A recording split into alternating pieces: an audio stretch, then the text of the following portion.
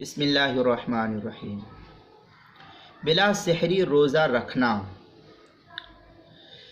سحری کھانا مسنون ہے، لیکن اگر کوئی شخص سحری کھائے بغیر ہی سحری میں نہیں اٹھا، آنکھ نہیں کھلی اور اسی طریقے سے بغیر سحری ہی کے روزے کی نیت کر لی تو بھی اس کا روزہ درست ہو جائے گا۔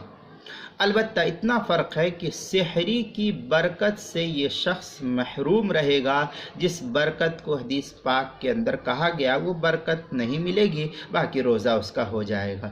چنانچہ بدائع الصنائع کے اندر ہے وَيَسُنُّ لِلصَّائِمِ السحور، بدائع الصنائع دوسری جلد 226 صفحے پر شامیہ زکریہ بک ڈپو کا جو چھپا ہوا نسخہ ہے شامی کا، اس کی تیسری جلد صفحہ نمبر 400، تاتار خانیہ جو زکریہ بک ڈپو کا اس کی تیسری جلد صفحہ نمبر 355 پر، اردو کتاب المسائل میں بھی یہ مسئلہ ہے، جلد نمبر 2 صفحہ نمبر 148 پر۔